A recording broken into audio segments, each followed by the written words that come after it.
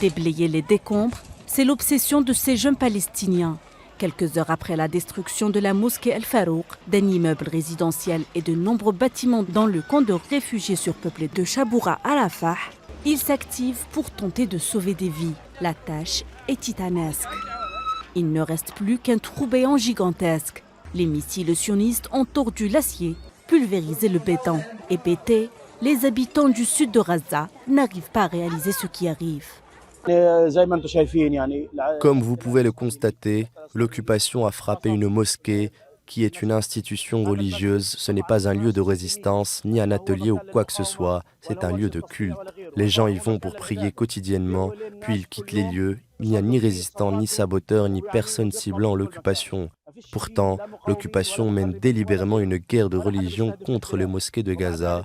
Le monde entier a vu que plus de 300 mosquées à Gaza ont été prises pour cible. La mort semble être à leur trousse. La horde sauvage sioniste n'épargne personne. Elle bombarde ceux qui fuient et ceux qui préfèrent rester. Épuisés par ces longues nuits d'angoisse, les habitants perdent espoir. Nous avons fui Khan Younes pour nous réfugier dans la zone sûre d'Al-Chaboura. La nuit, nous avons été surpris par un appel nous demandant d'évacuer les lieux parce qu'un quartier voisin était pris pour cible. 2 minutes plus tard, les voisins nous ont dit de quitter l'endroit immédiatement parce que la mosquée allait être prise pour cible. Ils ont visé la mosquée avec 2 missiles. À l'origine, j'ai été déplacé de Khan Younes.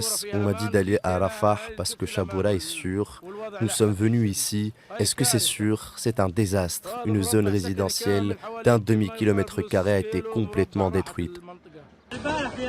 La menace d'une offensive terrestre sur Rafah, où sont entassés plus d'1,5 million de civils, plane toujours. Si cette opération sioniste a lieu, les conséquences vont être catastrophiques. Au moment où les pourparlers pour soi-disant instaurer une trêve se poursuivent, tout en sachant que l'entité sioniste fait très peu de cas et des négociations et de ce qui en découle.